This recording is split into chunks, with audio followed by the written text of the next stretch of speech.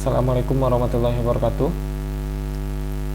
Selamat datang kepada seluruh praktikan di mata kuliah pada praktikum mata kuliah fisiologi hewan pada kali ini. Baiklah, di sini saya akan mencoba menyampaikan beberapa aturan umum pada praktikum mandiri fisiologi hewan. Jadi karena kita masih terbatas kegiatan kita di kampus, maka kita akan coba beberapa materi yang bisa kita laksanakan secara mandiri di rumah. Dan untuk praktikum pertama yang bisa kita lakukan secara mandiri itu adalah praktikum osmoregulasi hewan akuatis.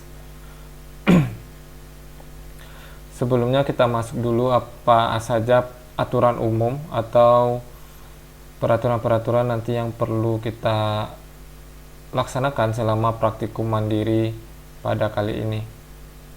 Jadi nanti ini saya posting di iLearn peraturan-peraturan ini, dan nanti semua hal yang berhubungan dengan praktikum secara mandiri ini dilaksanakan di iLearn. Jadi untuk aturan umum praktikum fisiologi hewan ini, praktikumnya ini kita lakukan secara mandiri. Jadi secara mandiri yaitu dilakukan di rumah praktikan masing-masing dengan mengikuti prosedur praktikum yang telah dibuat dan telah disusun oleh tim dosen. Lalu praktikum ini dilakukan sesuai dengan tahapan yang telah kita susun dan telah kita sepakati sebelumnya. Dan praktikum ini dilakukan sendiri-sendiri oleh praktikan di rumah mereka masing-masing, dan nanti kita seluruh datanya kita gabungkan dalam satu kelompok besar. Jadi kelompok besar itu didapatkan dari kelompok-kelompok kecil, dan nanti kita pakai saja pembagian kelompok kecil yang bersama kuliah dengan Ibu Dr. Esti Rahayu. Jadi dengan Ibu Dr. Esti Rahayu itu ada kelompok kecil dari kelompok 1 sampai kelompok 12. Jadi nanti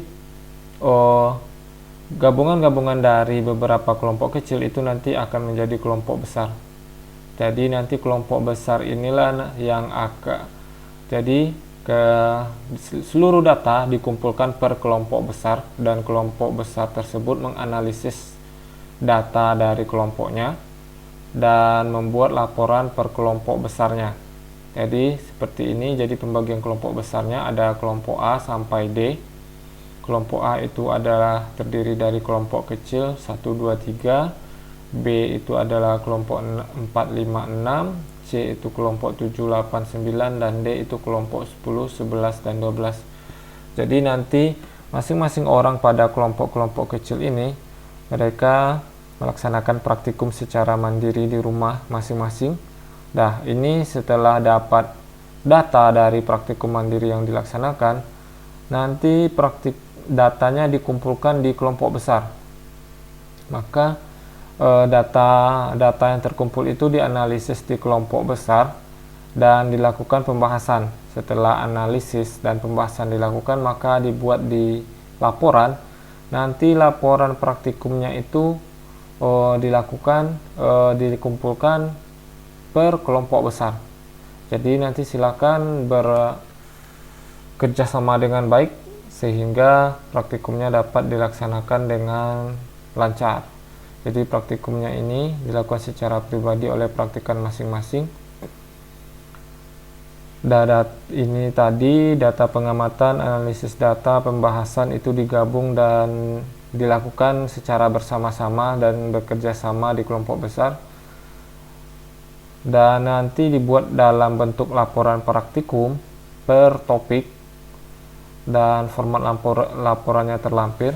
Ini formatnya telah saya buat templatenya, jadi silahkan tinggal mengikuti template ini. Jadi nanti format ini nanti kita update di iLearn. Jadi nanti silakan download di iLearn. Jadi nanti laporannya ini silakan dikumpulkan dalam bentuk PDF dengan nama file seperti ini. Jadi untuk topik pertama kita akan coba praktikum secara mandiri, yaitu osmoregulasi. Karena praktikum osmoregulasi ini praktikumnya secara sederhana dan bisa dilakukan dengan mandiri di rumah masing-masing tanpa perlu peralatan-peralatan laboratorium yang khusus. Jadi semuanya bisa didapatkan di rumah masing-masing. Ini format namanya. Laporan ini nanti dikumpulkan di iLearn. Jadi dikasih waktu selama lebih kurang ini berapa minggu ya? Sampai dari tanggal 1 sampai tanggal 19 November. Jadi ada waktunya 19 hari dari praktikum mandirinya dilaksanakan hingga laporannya dikumpul. Jadi laporannya dikumpul nanti pada tanggal 19 November jam 00 di iLearn.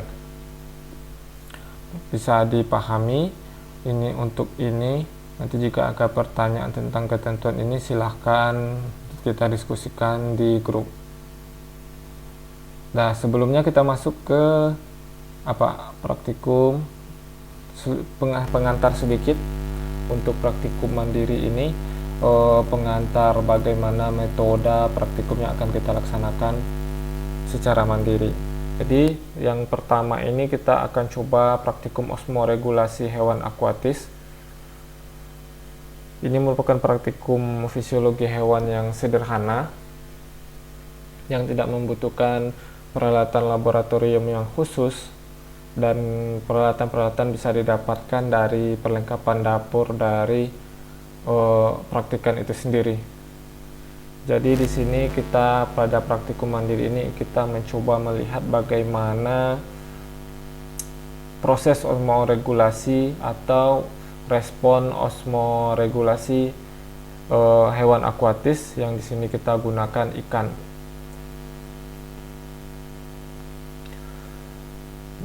Jadi sebelumnya melakukan praktikum ini secara mandiri, ini tujuannya digunakan untuk mengetahui indikator-indikator perubahan fisiologis hewan akuatis akibat gangguan osmoregulasi. Jadi gangguan osmoregulasi ini yang kita gunakan nanti beberapa perbedaan salinitas. Lalu kita tujuannya untuk mengetahui efek fisiologis dari gangguan osmoregulasi tadi. Jadi cekamannya kita gunakan di sini adalah perbedaan salinitas, yaitu ada garam dengan beberapa konsentrasi dan juga deterjen. Deterjen merupakan salah satu polutan yang ada di dalam air, maka ini juga akan berdampak kepada kualitas air dan berdampak juga pada proses osmoregulasi hewan akuatis.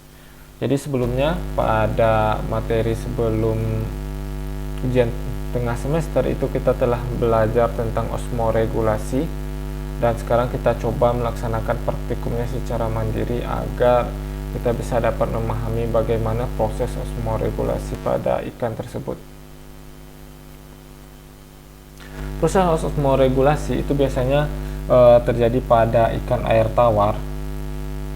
Jadi di mana osmoregulasi itu sendiri adalah proses menyeimbangkan kondisi osmosis di dalam tubuh hewan, dan ini biasanya untuk menjaga keseimbangan ini sangat dipengaruhi oleh kondisi eksternal, cekaman-cekapan eksternal seperti salinitas. Jadi tingkat salinitas itu nanti akan mempengaruhi proses perpindahan osmolaritas, proses laju osmosis di dalam tubuh hewan akuatis. Jadi kita bisa lihat nanti pada proses osmoregulasi ini terjadi pada hewan akuatis, baik itu ikan air tawar maupun ikan air laut. Jadi di sini kita bisa lihat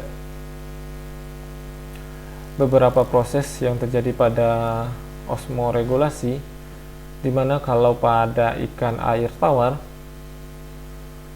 nanti dia akan menyeimbangkan kadar garam di dalam tubuhnya itu melalui buka tutup operkulum. Jadi nanti air dan makanan masuk ke dalam mulut, terjadi difusi di dalam ini. di dalam di dalam insang, maka proses pengambilan garam itu diambil di insang kalau pada hewan akuatis, pada hewan air tawar maksudnya. Jadi difusi juga melalui kulit dan juga melalui sistem urinaria. Dan ini perbedaannya. Jadi kalau pada ikan air laut dia sekresinya aktif, di mana dia karena tingkat salinitas yang tinggi di laut, maka ikan-ikan air laut ini nanti akan melakukan sekresi yang aktif untuk mengeluarkan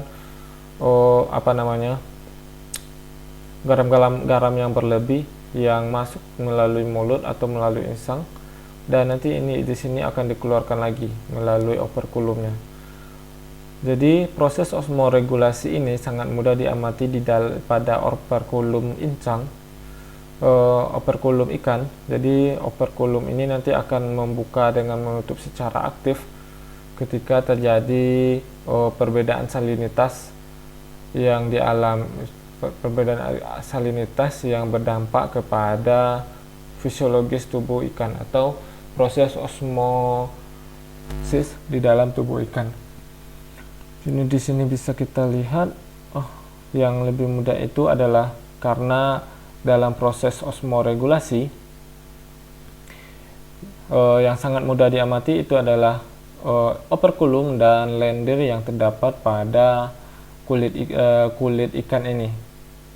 Jadi nanti kalau terjadi perbedaan salinitas, terdapat perbedaan buka tutup operkulum yang berbeda ketika dia masih tawar atau tingkat salinitasnya tinggi. Dan nanti kulit dari sisik-sisik pada tubuh ikan ini nanti mereka akan mengeluarkan lendir. Itu juga digunakan untuk menjaga keseimbangan osmosis di dalam tubuh. Dan untuk praktikumnya kita akan coba dua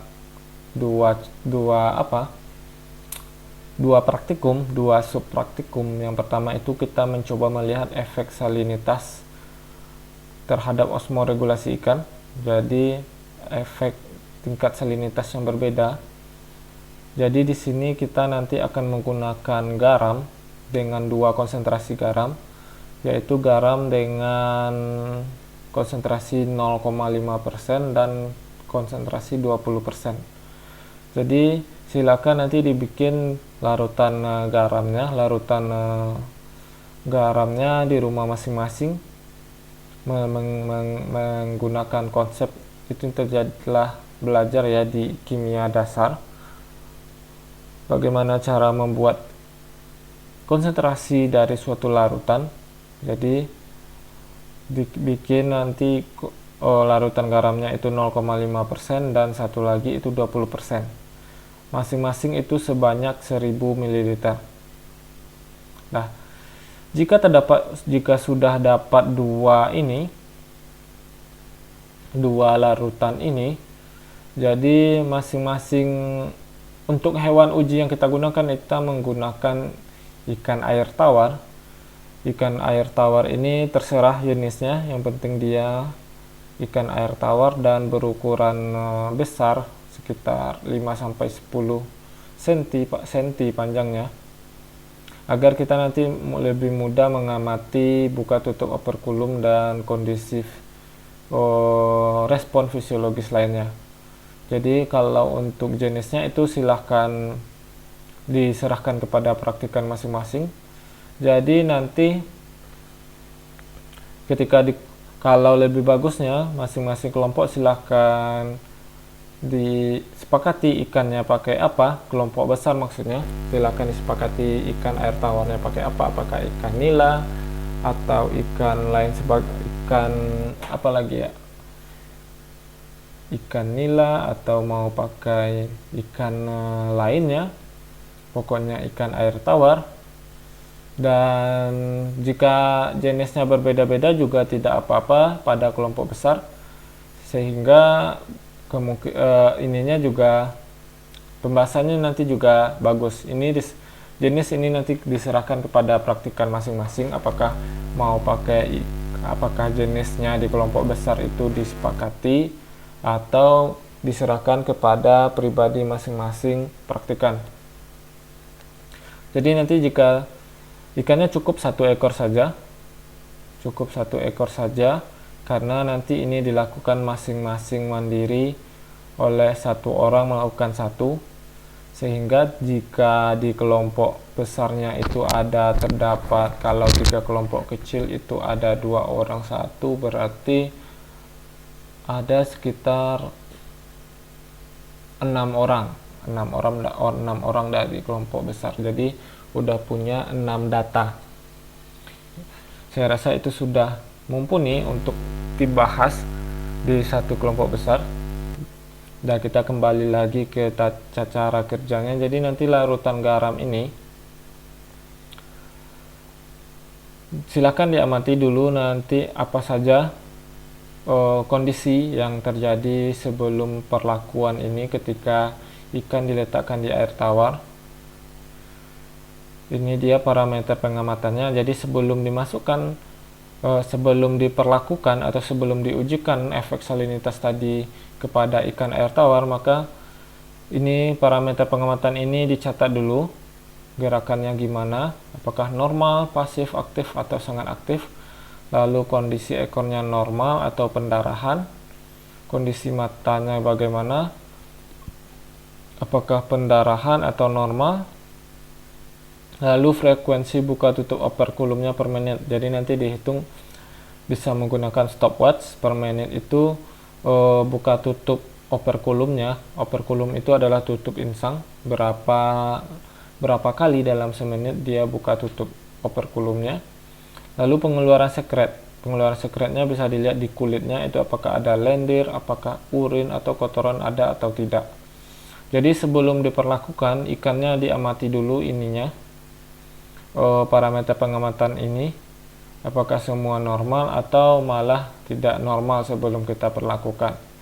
Jika semuanya normal dan oke, maka ikan air tawar tadi dimasukkan ke dalam larutan deterjen.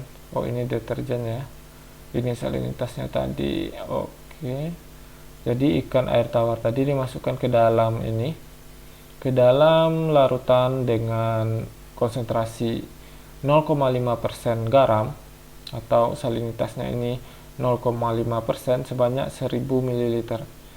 Jadi ikan ini dimasukkan di sana dan ditunggu selama 10 menit.